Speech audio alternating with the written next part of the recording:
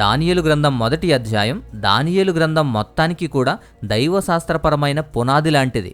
సామ్రాజ్యాల మీద దేవుని సార్వభౌమ అధికారాన్ని తెలియచేయడానికి, ఆత్మీయ గుర్తింపు కోసం జరిగే యుద్ధాన్ని తెలియచేయడానికి, విశ్వాసులకు మాదిరి చూపించడానికి స్థాపించిన ఒక ప్రస్తావన దానియేలు గ్రంథం మొదటి అధ్యాయం. కాంటెంట్ క్రియేటర్స్కి కానీ, పాస్టర్స్కు కానీ, విశ్వాసులకు కానీ, ఆత్మీయ సమాజం మొత్తానికి తెలియచేసేది ఒకటే. దానియేలు గ్రంథం మొదటి అధ్యాయం కూరగాయల గురించిన పిల్ల కథ కాదు, పిట్ట కథ కాదు. అది ఏ సామ్రాజ్యం ప్రాచీనమైన, ఆధునికమైన, తన సంకల్పాల కన్నా గొప్పది కాదని దేవుడు చేసిన ప్రకటనకు నాంది పలికే అధ్యాయం. దానియేలు గ్రంథాన్ని సంపూర్ణంగా అర్థం చేసుకోవడం కోసం వీడియోలన్నీ కూడా నేను ఎపిసోడ్స్గా ఇస్తూ ఉన్నాను. అయితే వీడియో చూడండి, వీడియో చూసిన తర్వాత దానికి సంబంధించిన అధ్యాయం చదవండి. అలా బైబిల్ చదివిన తర్వాత మరలా వీడియోని చూడండి. అలా వీడియో విని, వాక్యం చదివి, మరలా వీడియో వినడం ద్వారా దాని పరిపూర్ణమైన సారాంశం, పరిపూర్ణమైనటువంటి అవగాహన వస్తుంది. సో ఈ మెథడ్ని ప్రతి వీడియోకి కూడా అప్లై చేసుకుని మీరు చదవాలి, వీడియో చూడాలి అని నేను గుర్తు చేస్తున్నాను. ఇంతకుముందు వీడియోలో దానియేలు గ్రంథం యొక్క ఇంట్రడక్షన్ వీడియో మాత్రమే మనం చూసాం. దాని బ్యాక్గ్రౌండ్ హిస్టరీ, దానికి సంబంధించిన విషయాలు, దాని వెనక ఏం జరిగింది అనే విషయాన్ని ఇంతకు ముందు వీడియోలో మనం చూసాం. అది చూడకపోతే ఖచ్చితంగా చూడండి. ఇప్పుడు మొదటి అధ్యాయం గురించి మాట్లాడదాం. దానియేలు గ్రంథం మొదటి అధ్యాయం క్రీస్తుపూర్వం 605 నుంచి ప్రారంభించబడింది. క్రీస్తుపూర్వం 605లో ఉన్న ప్రపంచం గురించి మనకు తెలియాలి. దానియేలు గ్రంథం మొదటి అధ్యాయం చరిత్రలో అత్యంత ప్రాముఖ్యమైన ఘట్టాల్లో ఒకటి కర్కెమీషు యుద్ధం అంటారు. క్రీస్తుపూర్వం 605లో జరిగిన తర్వాత, ఆ యుద్ధం తర్వాత పరిణామాలతోనే ఈ అధ్యాయం ప్రారంభమవుతుంది. ఈ యుద్ధంలోనే నూతన బబులోను యువరాజు నెబుకద్నెజరు, ఈజిప్టు, అజీరియన్స్ ఈ రెండు సామ్రాజ్యాలు కూటమిగా వచ్చి యుద్ధం చేసినప్పుడు నెబుకద్నెజరు ఆ కూటమిని ఓడించాడు, యుద్ధంలో గెలిచాడు. ఈ యుద్ధం వల్లే బబులోను సామ్రాజ్యం అనేది ప్రపంచ సామ్రాజ్యాల్లో సర్వోన్నత సామ్రాజ్యంగా నిలబెట్టింది. అలా నిలబడ్డం వల్లే తర్వాత నెబుకద్నెజరు యోధా మీద దండెత్తాడు, యెరూషలేం మీద దండెత్తాడు. యెరూషలేమును తన వశం చేసుకున్నాడు, దాన్ని సామంతు రాజ్యంగా మార్చేసుకున్నాడు. దానియేలు గ్రంథం మొదటి అధ్యాయం మొదటి వాక్యంలోనే యోధా రాజైన యెహోయాకీము పరిపాలన యొక్క 3వ సంవత్సరం అని మాట్లాడుతున్నప్పుడు ఈ వాక్యాన్ని చాలామంది విమర్శకులు ఇది ఒక చరిత్రక తప్పిదంగా చూస్తారు. అలాగే ఇది చరిత్రలో జరగలేదని, అందుకే బైబిల్ తప్పని ఇలాంటి మాటలు మాట్లాడతారు. అయితే 1956లో ఒక ఆర్టికల్ ప్రకటించబడింది. బ్రిటిష్ మ్యూజియంలో ఇప్పటికీ భద్రపరచబడి ఉంది. క్యూనిఫామ్ ప్లేట్స్ అని చెప్పి బబులోని యొక్క ఆర్కియాలజికల్ ఎవిడెన్సెస్ అనేవి దొరికాయి. బాబిలోనియన్ క్రానికల్స్ అంటారు. క్రీస్తుపూర్వం 605లో నెబుకద్నెజరు యెరూషలేం మీద దండయాత్ర చేసినప్పుడు ఖచ్చితమైన వివరాలతో అవి ధృవీకరించాయి. పురావస్తు శాస్త్రవేత్తలు ఈ కార్కెమీషు యుద్ధానికి సంబంధించిన ఆధారాలు కూడా కనుగొన్నారు. బూడిద పొరలు, భారీ పరిమాణంలో బాణపు మొనలు, ఇలాంటి ఒక గ్రీకు కిరాయి సైనికుడి యొక్క డాలు, బైబిల్లో ఉన్న సందర్భాలన్నిటికీ కూడా ఇది మ్యాచ్ అవుతుంది. ఈ వృత్తాంతం చారిత్రకంగా ధృవీకరించబడింది. ఇప్పుడు దానియేలు ఎవరు? దానియేలు బహుశా 13 నుంచి 17 సంవత్సరాల వయసున్నటువంటి ఒక యవనస్తుడు. యోధా రాజవంశానికి కానీ లేదా ఉన్నత వర్గానికి కానీ చెందిన ఒక యువకుడు. అతను ప్రవక్తలైన యిర్మియా, యెహెజ్కేలుకు సమకాలికుడిగా ఉన్నవాడు. దానియేలు 4 చక్రవర్తుల 4 రాజ్యాల కాలంలో కూడా పనిచేశాడు. అదే బబులోన్లో ఉంటూ, అదే రాజకోటలో ఉంటూ అనేక సామ్రాజ్యాలను, రాజులను, చక్రవర్తులను చూశాడు. నెబుకద్నెజరు కాలంలో ఉన్నాడు, బెల్షాజర్ కాలంలో ఉన్నాడు, దర్యావేషు కాలంలో ఉన్నాడు, పర్షియన్ కోరేషు కాలంలో కూడా ఉన్నారు. ఇలా రాజ్య పరిపాలనా కాలంలో కూడా జీవించాడు దానియేలు. బబులోనులోనే ఉన్నాడు, బబులోనులోనే చనిపోయాడు. యెరూషలేముకు తిరిగి రాలేదు. ఇప్పుడు మొదటి అధ్యాయం ప్రారంభం. ఇప్పుడు నేను చెప్పిన చరిత్ర అంతా కూడా మొదటి వాక్యానికి సంబంధించినది. సో మొదటి వాక్యంలో యోధా రాజుగు యెహోయాకీము ఏలుబడిలో 3వ సంవత్సరమున బబులోను రాజుగు నెబుకద్నెజరు యెరూషలేం మీదకి దాడికి వచ్చి దాన్ని ముట్టడి వేయగా. సో ఈ వాక్యానికి సంబంధించిన చరిత్రే ఇప్పుడు మనం తెలుసుకున్నది. ఇప్పుడు రెండో వాక్యం.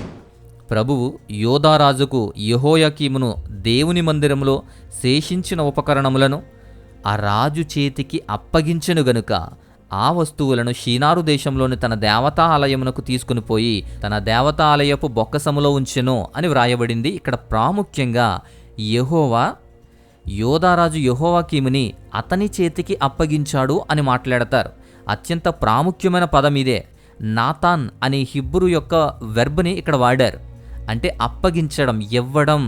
నెబుకద్నెజరు యెరూషలేమును కేవలం జయించలేదు, దేవుడే దాన్ని అప్పగించాడు.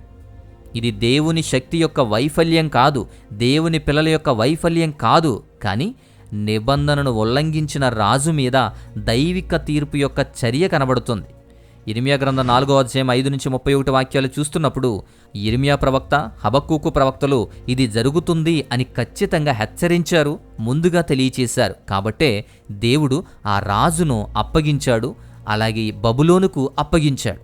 ఇక్కడ దానియేలు గ్రంథంలో బబులోను దేశం అని వ్రాయడానికి బదులుగా షీనారు దేశం, అరెట్ షీనర్ అని వ్రాస్తారు. 2వ వచనంలో ఆ వస్తువులు షీనారు దేశంలో తన దేవతా ఆలయముకు తీసుకుని పోగా అని వ్రాయబడింది. షీనారు దేశం అని ఎందుకు వ్రాయబడింది అంటే ఇది బబులోనును ఆదికాండం 11వ అధ్యాయం 2వ వాక్యంలో బాబేలు గోపురమున్న ప్రదేశంతో పోల్చబడింది. బబులోనును ఆ ప్లేస్తోనే పోల్చబడింది. దేవునికి వ్యతిరేకంగా మానవ తిరుగుబాటుకు ఆదిమ స్థలమైన, ముందు స్థలమైన దానితో అనుసంధానించేటువంటి ఒక ఉద్దేశపూర్వకమైనటువంటి సూచన. ఈ పదాన్ని ఉపయోగించడం ద్వారా దానియేలు గ్రంథం కేవలం ఇది రాజకీయ సంఘటన మాత్రమే కాకుండా దేవుని రాజ్యానికి వ్యతిరేకంగా మానవాళి చేస్తున్న నిరంతర తిరుగుబాటుగా చిత్రీకరించడానికి షీనారు దేశమని గుర్తు చేశారు. అంతేకాకుండా నెబుకద్నెజరు దేవుని మందిరములోని వస్తువులను తీసుకుని వెళ్ళిపోతాడు. అలా దేవుని మందిరంలో ఉన్న వస్తువులను తన విగ్రహ ఆలయపు ఖజానాలో ఉంచుతాడు. ఇది దేనికి సింబాలికో తెలుసా? దేవుని యొక్క ఉన్నతమైన శక్తికి నిదర్శనంగా కనబడుతుంది. అంటే ప్రపంచ ప్రాచ్య యుద్ధాలలో దేవుడు మరొక దేవుణ్ణి ఓడించాడు అని ప్రకటించడం కోసం ఇలా చేస్తారు. నెబుకద్నెజర్ అలా చేయడం ద్వారా ఇజ్రాయేలు యొక్క యూదుల యొక్క దేవుణ్ణి ఓడించాడు అని చెప్పి ఫీల్ అవ్వడానికి అలాంటి కార్యం జరిగింది. వారి విగ్రహారాధన, వారి దేవుళ్లకు సంబంధించిన విషయాలన్నిటితో దానియేలు గ్రంథమంతా కూడా దేవుడు ప్రతిస్పందిస్తూనే ఉంటాడు. తనని తాను సమర్థించుకుంటూ, నిరూపించుకుంటూ చరిత్రకు యెహోవాయే దేవుడు అని నిరూపించుకోవడం కోసమే ముందస్తుగా ఇది లిఖించబడింది.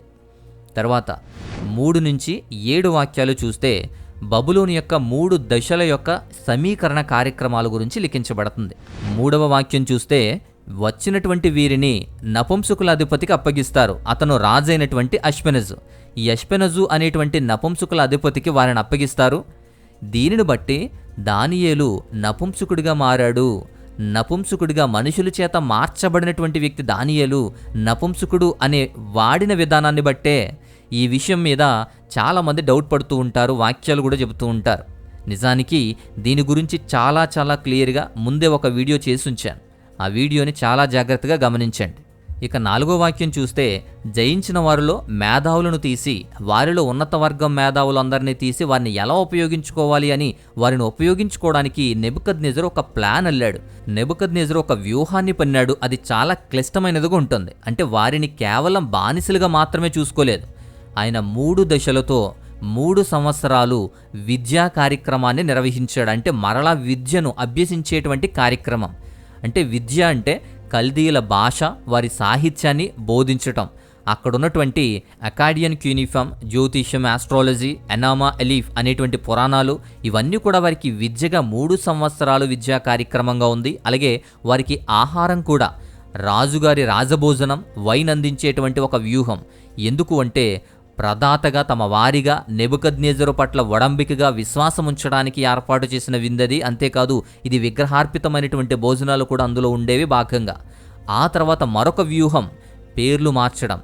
హిబ్రూ పేర్లను బబులోను పేర్లతో భర్తీ చేశారు. వారి గుర్తింపును తిరిగి వ్రాసి వారి విగ్రహ దేవుళ్లకు అనుసంధానించడానికి బబులోను విగ్రహాల దేవుళ్ల పేర్లు వీరికి పెట్టాడు. అలా 3 సంవత్సరాలు విద్య, ఆహారం, పేర్లు మార్చడం, వారి సాంస్కృతిక సాంప్రదాయాలు, సాహిత్యాలు, భాష అన్నీ కూడా నేర్పించి వారిని తయారు చేశారు. 7వ వచనంలో పేరు మారుస్తారు. ఆ పేర్లు అందులో ఇమిడి ఉన్న ఆత్మీయ పోరాటాన్ని తెలియజేస్తాయి. యూదులకు ఉన్న హెబ్రీ పేర్లన్నీ కూడా ఇజ్రాయేలు దేవుణ్ణి, దేవునికి సంబంధించిన విషయాలనే తెలియచేస్తాయి. కానీ బబులోను పేర్లు ఎప్పుడూ కూడా అన్యమత దేవతను తెలియచేసేవి. దానియేలు ఉన్నాడు. దానియేలు దేవుడే న్యాయాధిపతి, గాడ్ ది జడ్జ్ అనేటువంటి అర్థం వస్తుంది. దానియేలును కాస్త బెల్షాజర్ అని మార్చారు. అంటే బెల్ అనేటువంటి ఒక దేవుడు తన ప్రాణాన్ని కాపాడువాడు అనే అర్థంతో బబులోను యొక్క ప్రధానమైనటువంటి దేవుడి యొక్క పేరు బెల్ అనేటువంటి ప్రధానమైన దేవుణ్ణి బెల్షాజర్గా దానియేలును మార్చేశారు. ఆ తర్వాత హనన్య అంటే దేవుడు దయగలవాడు, యెహోవా దయగలవాడు అని అర్థం. ఆ పేరును కాస్త షద్రక్ అని మార్చారు. అంటే మూన్ గాడ్ ఉన్నటువంటి, అంటే చంద్రదేవుడైన అకు అనేటువంటి ఒక దేవుడికి షద్ అక్ అని మార్చారు. దాని పూర్తి అర్థం అకు యొక్క ఆజ్ఞ, చంద్రదేవుని ఆజ్ఞ అని షద్రక్గా మార్చారు. తర్వాత మిషాయల్ను కూడా, మిషాయల్ అంటే దేవుడంటే ఎవరు అని తెలియచేసేటువంటి ఒక అర్థం ఉంటుంది. ఆ మిషాయల్ పేరును కూడా మెషక్ అని మార్చారు. అంటే అకు అంటే ఎవరు అని, చంద్రదేవుడైన అకు అంటే ఎవరు అని అర్థం వచ్చేలా మెషక్ అని మార్చారు. తర్వాత అజర్యా, అజర్యా అంటే యెహోవా సహాయం చేసెను అని అర్థం ఉండేటువంటి పేరును కాస్త అబెద్నెగో అని మార్చారు. జ్ఞానానికి రచనకు అధిపతిగా ఉన్న నాబు అనేటువంటి దేవుడి యొక్క సేవకునిగా అబెద్నెగో అని పెట్టారు. అందుకే హనన్య, మిషాయల్, అజర్యా కాస్త షడ్రక్, మెషక్, అబెద్నెగోగా మారిపోయారు. దానియేలు కాస్త బెల్షాజర్గా మారిపోయాడు. ఆ పేర్లు మార్చడం అంటే ఆత్మీయ యుద్ధం మీద, తమ దేవుని మీద కూడా వారు దాడి చేయడమే. బబులోని విగ్రహాల పేర్లను ఆ యువకులకు చొప్పించారు. సాంస్కృతికపరమైన, ఆత్మీయపరమైనటువంటి దెబ్బగా మారింది. అయితే బైబిల్ మాత్రం ఈ దానియేలు గ్రంథంలో వారి 2 రకాల పేర్లు కూడా ప్రస్తావించడం ద్వారా, అంటే ముందు పేర్లు తర్వాత పేర్లు కూడా ప్రస్తావించడం ద్వారా, అంటే బాహ్య మార్పు జరిగినప్పటికీ, అక్కడ పరిస్థితులు మారినప్పటికీ, వారిని మార్చడానికి ప్రయత్నం చేసినప్పటికీ దేవుని పట్ల వారి అంతర్గత విశ్వాసం ఎప్పుడూ కూడా సడలలేదు అని చూపించేటువంటి సందర్భాన్ని తెలియజేస్తుంది బైబిల్. ఇక 8వ వాక్యం. 8వ వాక్యం ఈ మొదటి అధ్యాయానికి సెంట్రల్, కేంద్ర బిందువుగా ఉంటుంది. దానియేలు రాజభోజనమును ద్రాక్షారసముతోనూ తన్ను తాను అపవిత్రపరుచుకోకూడదని నిశ్చయించుకున్నాడు. ఈ కథ మొత్తానికి కూడా కీలకమైన మలుపు ఇక్కడే. దానియేలు పేరు మార్పుకు, బబులోనులో విద్యకు, అంటే అంతర్గతంగా అక్కడ సాంస్కృతిక మార్పులన్నిటికీ కూడా లోబడినప్పటికీ అంతర్గతంగా మాత్రం తను మారకూడదని, ఈ భోజనం విషయంలో కానీ, వారి ఆరాధన విషయాల్లో కానీ ఖచ్చితంగా ఒక గీత గీసుకున్నాడు. అందుకే దానియేల్ దాన్ని నిరాకరించాడు. అనేక కారణాల వల్ల, 8వ వాక్యం చదివిన తర్వాత అనేక కారణాల వల్ల దానియేలు దాన్ని నిరాకరించాడు అని తెలుస్తుంది. ఎందుకు అంటే రాజు భోజన పట్టికను ఆదేశించాడు, కానీ దానియేలు నిరాకరించాడు. నిరాకరించడం అంటే రాజును తిరస్కరించడమే. దానివల్ల తీవ్రమైన శిక్ష పడే ప్రమాదం ఉంది. రాజు భోజనాన్ని వద్దు అన్నాడు అంటే ఇంకా మరణశిక్షే. నెబుకద్నెజరు అత్యంత క్రూరత్వానికి కూడా పాల్పడేవాడు. ఇర్మీయా గ్రంథం 39వ అధ్యాయంలో 6-7 వాక్యాల ప్రకారం తండ్రుల కళ్ళ ఎదుటే కుమారులను చంపినటువంటి రాక్షసుడు నెబుకద్నెజరు. అలాంటి వ్యక్తిని వ్యతిరేకించడం అంటే ఎలా ఉంటుంది? పైగా వారిని రాజకోటకు సహకరించిన వారిగా ముద్ర వేసి పురోగతి అవకాశాలు కూడా నాశనం చేసేస్తారు. చాలామంది హిబ్రూ యువకులు కూడా అప్పటికే రాజు దగ్గర రాజీ పడ్డారు. వారు తమ ఇంటికి దూరంగా ఉన్నారు, దేవుడు తమను విడిచిపెట్టారు అనుకోవడం చాలా సులభం. చాలామంది మారిపోయారు, రాజీపడ్డారు. కానీ దానియేలు అతని స్నేహితులు మాత్రం నిలబడ్డారు, ఆ గీత గీసుకున్నారు, నిరాకరించారు. రాజు యొక్క ఆహారాన్ని కూడా నిరాకరించాడు. అయితే దీనిలో చాలా ప్రాముఖ్యమైన విషయం ఏంటి అంటే, చాలామంది గ్రహించలేని ఒక విషయం. రాజభోజనాన్ని దానియేలు అతని స్నేహితులు వద్దు అనడానికి 3 కారణాలు. ఆ 3 కారణాలు కూడా అపవిత్రమైనవి. ఎందుకంటే వారిని అపవిత్రం చేసుకోకూడదనే ఆ భోజనాన్ని ముట్టుకోలేదు. ఎందుకు అపవిత్రం అంటే అది కోషర్ కాదు. లేవీకాండం 11వ అధ్యాయాన్ని ఉల్లంఘించేటువంటి విందు అది. తర్వాత అది విగ్రహాలకు బలి అర్పించబడినటువంటి విందు కూడా దానిలో ఉంటుంది. రాజు ఆహారం తినడం అంటే ఒక నిబంధన బంధంలోకి ప్రవేశించటం. సో కోషర్ కాదు, విగ్రహాలకు అర్పించింది. అలాగే రాజు యొక్క నిబంధన బంధంలోకి డైరెక్ట్గా ప్రవేశించడానికి అది ఏర్పాటు చేసిన విందు. అందుకే దేవునికి బదులుగా నెబుకద్నెజరును తమ పోషకునిగా, తమ ప్రదాతగా అంగీకరించడం లాంటిది. అందుకే తమను తాము అపవిత్రపరచుకోకూడదని చెప్పి ఆ ఆహారాన్ని వారు ఉద్దేశపూర్వకంగానే వద్దు అన్నారు. దాని గురించిన పర్మిషన్ అడిగారు. ఇప్పుడు 9 నుంచి 13 వాక్యాలు చూస్తే ప్రవచనాత్మకమైన దౌత్యం గురించి, 10 రోజుల పరీక్ష గురించి వ్రాయబడుతుంది. 9వ వాక్యం చూడండి. అప్పుడు దేవుడు ఆ అధికారి యొక్క కటాక్షమును కరుణను కనపరుచునట్లు చేసెను అని ఉంటుంది. అధికారి డైరెక్ట్గా శిక్షించకుండా దేవుడు అక్కడ కరుణ చూపించిన విషయాన్ని మనం చూస్తాం. కాబట్టే రాజు భోజనం వద్దన్నా, వ్యతిరేకించినా వాళ్ళు బ్రతికారు. పైగా అక్కడ ఒక డిస్కషన్ జరుగుతుంది. అలా వద్దు అంటే రాజు ప్రాణాపాయం కలిగి చేస్తాడు కదా అని అధికారి చెబుతాడు. అంతేకాదు మిగతా వాళ్ళని చూడండి, బక్కగా ఉన్నాడు, కృషించిపోయారు. వాళ్ళని చూసి మీరు కూడా అలానే ఉన్నారు, మీరు కూడా అలా కృషించిపోతారా, నశించిపోతారా, అలా బక్కచిక్కిపోతారా అని మాట్లాడతాడు అధికారి. అప్పుడే దానియేలు ఒక ఉపాయాన్ని ఆలోచించి ఒక మార్గాన్ని ఇస్తాడు, అధికారికి తెలియజేస్తాడు. అదే ఈ 10 రోజుల పాటు కూరగాయలతోనూ నీటితో కూడిన ఆహారం మాకు ఇచ్చి పరీక్షించండి అని చెప్పి మాట్లాడతాడు. అలా దానియేలు ఒక అద్భుతమైన తెలివైన పరిష్కారాన్ని ప్రతిపాదిస్తాడు. 10 రోజుల పాటు మాకు ఇవి ఇచ్చి పరీక్షించండి అని చెబుతాడు. దానిలో మొదటిది కూరగాయలు. జరూయిం అనే పదానికి విత్తనాలు అని అర్థం. మన తెలుగు బైబిల్లో స్పష్టంగా శాకధాన్యాదులు అని వ్రాస్తారు. అంటే ఆదికాండం 1వ అధ్యాయం 29వ వాక్యాన్ని రిప్రజెంట్ చేస్తుంది. ఇదే మానవాళి కొరకు దేవుడు ఏర్పాటు చేసిన ఆదిమ ఆహారం. విగ్రహాలతో కలుషితమైన రాజమాంసానికి బదులుగా విత్తనాలు, మొక్కలు తినడం ద్వారా దానియేలు అన్యజనులైన బబులోను నగరం యొక్క నడిబొడ్డున ఏదేను సంబంధమైన స్వచ్ఛమైన ఆహారానికి ప్రతీకాత్మకంగా ఈ విధమైన ఆహారాన్ని ప్లాన్ చేశాడు. ఇక హెబ్రీ జాతీయంలో 10 అనే సంఖ్య సంపూర్ణమైన, ఇంకా పరిమితమైన కాలాన్ని సూచించేది. అంటే పరీక్షాకాలం యొక్క పూర్తి చక్రం అది. ఆదికాండం 24వ అధ్యాయం 55వ వాక్యంలో, ఆదికాండం 31వ అధ్యాయం 7వ వాక్యం ఈ 10 రోజుల పరీక్ష అనేది కనబడుద్ది. పైగా అసలైన ఇంకొక కారణం, బబులోను చట్టం ప్రకారం రాజసేవకులకు కొత్త ఆహార నియామలి మార్చాలి అంటే ఆస్థాన ఆహార నియామలి అమలు చేయాలి అన్నప్పుడు 10 రోజుల పాటు పరీక్షాకాలం ఉంటుంది. సంక్షిప్త పరీక్షాకాలం అనేది ఉండాలి. అదే దానియేలు కోరాడు. దానియేలు అభ్యర్థన వ్యూహాత్మకంగా ఈ వ్యవస్థకు అనుగుణంగానే రూపొందించాడు. తర్వాత 14 నుంచి 16 వాక్యాలు చూస్తే ఆ పరీక్షాకాలం తర్వాత రిజల్ట్ ఏంటి అనేది చూస్తారు. 10 రోజుల తర్వాత రాజభోజనం చేస్తున్న యువకులందరికంటే దానియేలు, అతని స్నేహితులు కూడా ఆరోగ్యంగా కనబడ్డారు. మంచి పోషణతో కనబడ్డారు. చూడ్డానికి అందంగా కనిపించారు.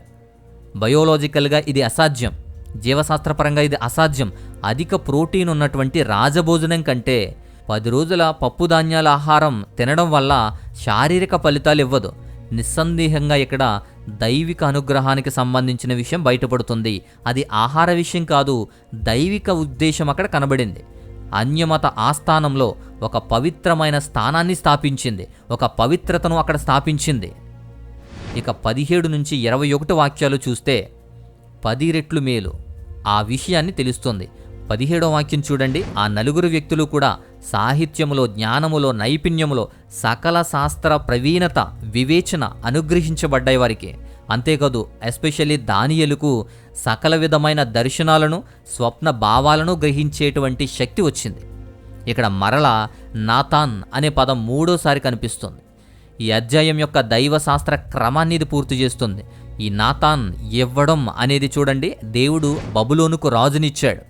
రెండోది, దేవుడు దానియేలుకు అనుగ్రహమిచ్చాడు. ఇప్పుడు మూడోది, ఆ 4 యువకులకు కూడా జ్ఞానాన్ని, సకల శాస్త్ర ప్రావీణ్యతను ఇచ్చాడు. రాజ్యంలో కానీ, సామ్రాజ్యంలో కానీ, రాజు యొక్క విచారణలో కానీ బబులోను సామ్రాజ్యం మొత్తం మీద ఉండేటువంటి జ్ఞాన యంత్రాంగం, మేధో యంత్రాంగం ఎవరు అంటే చాటుమిమ్ అనేటువంటి మాంత్రికులు, అస్టాఫిమ్ అనేటువంటి మంత్రగాళ్ళు.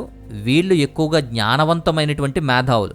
వీరు సాధారణ పండితులు కాదు, కానీ జ్యోతిష్యం, శకునాలు చదవడం, మంత్రోచ్చారణ, స్వప్న వ్యాఖ్యానాలు ఇలాంటివన్నీ కూడా బబులోనులో క్షుద్ర శాస్త్రాలన్నిటిలోనూ ఉన్నతమైన వర్గానికి చెందిన జ్ఞానులు. వారి అందరికంటే ఈ 4 కూడా దానియేలు, అతని స్నేహితులందరూ 10 రెట్లు ఉత్తములు, 10 రెట్లు గొప్పవారు అని ఇక్కడ తేలిపోయింది. ఈ రాజ్యంలో రాజు విచారణ చేసినప్పుడు వారందరికంటే వీరే ఎక్కువ 10 రెట్లు ఉత్తముగా రాజుకు కనబడ్డారు. ఆ దేవుడు ఇచ్చిన జ్ఞానాన్ని బట్టే బబులోనును మారుస్తారు. బబులోనులో దేవుని శక్తిని తెలియజేస్తారు. ఒక కీగా వాడుకోవడానికి దేవుడు వారిని ఆశీర్వదించాడు. ఇక చిట్ట చివరిగా 21వ వాక్యం చూస్తే ఒక నిశ్శబ్దమైనటువంటి ఉరుము లాంటి ఒక మాట. దానియేలు కోరేషు ఏలుబడి కాలంలో మొదటి సంవత్సరం వరకు కూడా జీవించాడు అని. ఈ కాలం సుమారుగా 70 సంవత్సరాల కాలం. నెబుకద్నెజరు మరణించాడు. అతని సామ్రాజ్యం పతనమైపోయింది. పర్షియా బబులోనును జయించింది. కానీ రాజు మాంసాన్ని నిరాకరించి బందీ అయినటువంటి దానియేలు వీరందరికంటే ఎక్కువ కాలం జీవించాడు. అయితే ఆఖరి అధ్యాయంలో ఈ వచనం మాత్రం సింపుల్గా అక్కడ కోట్ చేయడం జరిగింది. అయితే 2వ అధ్యాయం నుంచి మరలా నెబుకద్నెజరు ప్రస్తావన మరలా స్టార్ట్ అవుతుంది. కానీ ఈ వాక్యంలో మాత్రం ఇలా ఈ కోరేషు మొదటి సంవత్సరం వరకు జీవించిన విషయాన్ని, 70 సంవత్సరాల కాలాన్ని ఇక్కడ లిఖించడం జరిగింది. సో ఇది దానియేలు గ్రంథం యొక్క మొదటి అధ్యాయం యొక్క సంపూర్ణమైన వివరణ. అయితే ఇక్కడితో అవలేదు. దీని ప్రాముఖ్యత ఏంటి, మొదటి అధ్యాయం యొక్క విశిష్టమైన ఉద్దేశాలేంటి, లక్షణాలేంటి మనం చూడాలి. మొదటిది, ప్రవాసంలో బందీలుగా, దాసులుగా వచ్చినప్పుడు దేవుని యొక్క సార్వభౌమాధికారం అక్కడ ఉంది అని తెలియచెప్పే అధ్యాయం ఇది. దానియేలు మొదటి అధ్యాయం కీలకమైన క్రియకు దేవుడే కర్త అని తెలియచేసేది. యెహోయాకీమును నెబుకద్నెజరుకు అప్పగించాడు 2వ వాక్యంలో, దానియేలుకు అనుగ్రహమిచ్చాడు 9వ వాక్యంలో, ఆ నలుగురు యవనస్తులకు సంపూర్ణమైన సకల శాస్త్ర ప్రావీణ్యాన్ని, జ్ఞానాన్ని ఇచ్చాడు 17వ వాక్యంలో. సో దేవుని ప్రణాళికలో నెబుకద్నెజరుది కేవలం సెకండరీ పార్ట్ మాత్రమే, దేవునిదే ప్రైమరీ. ఇక 2వ విషయం, విశ్వాసం స్థాపించేటువంటి ఒక వ్యూహం ఇది. మీరు ఒక సంస్కృతిగా మారిపోకుండా, వారితో కలిసిపోకుండా దానినే మార్చాలి అని చెప్పే అధ్యాయమే దానియేలు 1వ అధ్యాయం. దానియేలు బబులోనులో వారి పేర్లను మార్చేసుకున్నారు, విద్యను అంగీకరించారు, ట్రైనింగ్ తీసుకున్నారు. కానీ బబులోను యొక్క సహవాసాన్ని అంగీకరించలేదు, వారి ఆహారాన్ని అంగీకరించలేదు. ఒక కీలకమైన విభజన రేఖను అక్కడ గీసుకున్నారు. బాహ్యంగా కలిసిపోయారు, అంటే సంస్కృతిలో, సమాజంలో, ఇక్కడ సోషల్గా వారు వారి భాషలు నేర్చుకున్నారు, మమేకమయ్యారు, వారి వ్యవస్థలలో ప్రావీణ్యం పొందారు, వారి శాస్త్రాలు నేర్చుకున్నారు. సామాజిక పరమైన అవసరం ఇది అవసరమైన మార్పే. కానీ అంతర్గతంగా లొంగిపోవడం మాత్రం కుదరలేదు. విధేయతను, విశ్వాసాన్ని, భక్తిని, ఆత్మీయతను మాత్రం కోల్పోలేదు, చెడు చేసుకోలేదు. ఈ యుగంలో సంఘం ఎదుర్కొనేటువంటి వ్యత్యాసం ఇదే. ఎంతవరకు బాహ్యంగా కలవాలో లేదా అంతర్గతంగా ఎంతవరకు లొంగాలో తెలియాలి. ఇక 3వ విషయం, భవిష్యత్ గురించినటువంటి అంతటి ప్రణాళికలకు కూడా ఒక పునాది ఇది. దర్శనాలు, కలలు అర్థం చేసుకునేటువంటి దానియేలుకిచ్చిన వరం ఈ గ్రంథంలో మిగిలిన భాగం సాధ్యమయ్యేటువంటి పునాది. అంటే విగ్రహ ప్రతిమ గురించి కానీ, గోడ మీద వ్రాతల గురించి, 4 మృగాల గురించి, పొట్టేలు మేక గురించి, 70 వారాల ప్రవచనం గురించి, ఇలా అన్నీ కూడా 1వ అధ్యాయంలో స్థాపించబడిన విశ్వాసం. ఆ విశ్వాసం నుంచే ప్రవహిస్తాయి. ఆ విశ్వాసం లేకపోతే ఇవన్నీ సాధ్యమే కాదు. రాజు యొక్క ఆహారం ఒకవేళ తింటే, దానియేలు ఆత్మీయంగా రాజీపడి ఉంటే అతడు ప్రవచనాత్మకమైన దర్శనాలు పొంది ఉండేవాడు కాదు. ఆ విషయాల్లో ప్రావీణ్యతను సంపాదించుకునేవాడే కాదు. అలా నిలబడ్డాడు కాబట్టే, నిలబెట్టుకున్నాడు కాబట్టే దేవుని యొక్క జ్ఞానం అనేది వచ్చింది. ముందు ముందు ప్రవచన భాగాలు, ఎండ్ టైమ్స్ ఈవెంట్స్ అన్నీ కూడా దానియేలు గ్రహించాడు.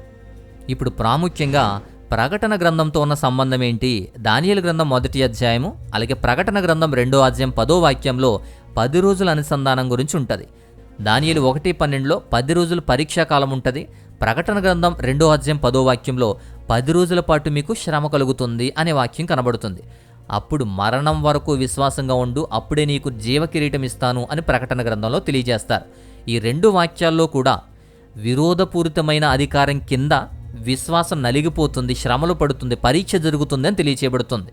ఈ 2 గ్రంథాల్లో కూడా మరణ భయం ఉన్నప్పటికీ దేవుని పట్ల విశ్వాసం కలిగి ఉండడం ఖచ్చితంగా అవసరమని తెలియజేస్తుంది. ఈ 2 గ్రంథాలు కూడా దైవిక సమర్థన, ప్రతిఫలం అందిస్తాయి. అలా ఉండడం బట్టి ప్రతిఫలం కూడా పొందుతారు. ఇక దానియేలు గ్రంథం 1వ అధ్యాయంలో బబులోను కేవలం ఒక చారిత్రక నగరం మాత్రమే కాదు, అది ఒక ఆత్మీయ నమూనా. ప్రకటన గ్రంథం 17-18 అధ్యాయంలో మహాబబులోనుకు సంబంధించిన పరాకాష్ఠకు చేరుకునేదానికి ఒక సింబాలిక్. ఇక ప్రాముఖ్యంగా దానియేలు గ్రంథం 1వ అధ్యాయంలో ఉన్న బబులోను ఏంటి, ప్రకటన గ్రంథంలో ఉన్న మహాబబులోను ఏంటి అని చూస్తే వాస్తవ సామ్రాజ్యం ఇది దానియేలు గ్రంథంలో. నెబుకద్నెజరు యొక్క బబులోను అది. కానీ ప్రకటన గ్రంథంలో వాస్తవమైన నిజమైన బబులోను కాదు. ఎండ్ టైమ్స్లో ప్రపంచ సామ్రాజ్యాలతో కూడినటువంటి దేవునికి వ్యతిరేకమైనటువంటి బబులోను, దానిని మహాబబులోను అన్నారు. దానియేలు గ్రంథంలో పట్టబడినటువంటి దేవాలయంలో పాత్రలు, పవిత్రమైన వాటిని అపవిత్రం చేశారు. సృష్టించబడిన దేశాలు కూడా ప్రకటన గ్రంథంలో వ్యభిచారం అనే ద్రాక్షరసాన్ని తాగుతారు, అంటే పాపంలోకి దింపుతారు. ఇక దానియేలు గ్రంథంలో దాని సంస్కృతికి అనుగుణంగా వారి పేర్లు అనేవి మార్చబడ్డాయి. ప్రకటన గ్రంథంలో కూడా ముద్రను పొందడానికి ప్రజలను బలవంతం చేస్తారు. ఇక దానియేలు గ్రంథంలో రాజు యొక్క అపవిత్రమైన ఆహారాన్ని తినమని దానియేలును ఆదేశిస్తారు. అదే ప్రకటన గ్రంథంలో ఆత్మీయ వ్యభిచారంతో ప్రపంచాన్ని మత్తులో ముంచుతారు. ఇక దానియేలు గ్రంథంలో షీనార్ అనేటువంటి పేరును వాడారు. బాబేలు టవర్ యొక్క అహంకారంతో ముడిపడి ఉన్న విషయాన్ని షీనారు దేశంగా ప్రస్తావించారు.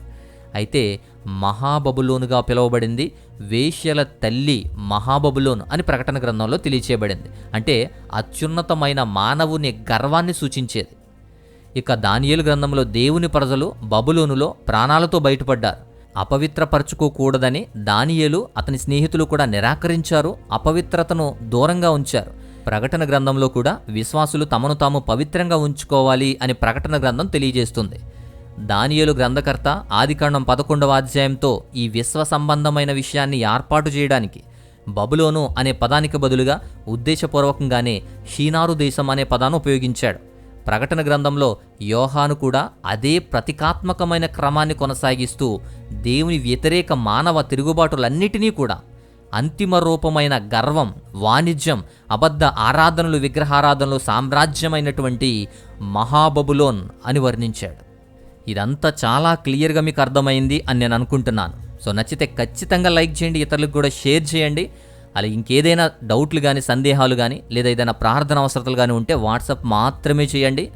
అలాగే మా వ్యయ ప్రయాసలకు, పరిచర్యలకు సహాయం చేయాలి, మీ కానుకలు ఇవ్వాలి అనుకుంటే స్క్రీన్ మీద డీటెయిల్స్ ఇస్తున్నాం. మీ కానుకలు ఇవ్వండి, ప్రోత్సహించండి, మా పరిచర్యకు సహకరించండి. దానియేలు గ్రంథం 1వ అధ్యాయం బైబిల్ వేదాంత శాస్త్రంలో బైబిల్ అధ్యాయాలన్నిటిలోనూ ఒక అద్భుతమైన రచనగా, దానిని చారిత్రక ఆధారంతో, పురావస్తు ఆధారాలతో ధృవీకరించబడినదిగా తెలియజేస్తుంది. దాని యొక్క కథనం కానీ, దాని నిర్మాణం కానీ చాలా అద్భుతంగా ఉంటుంది.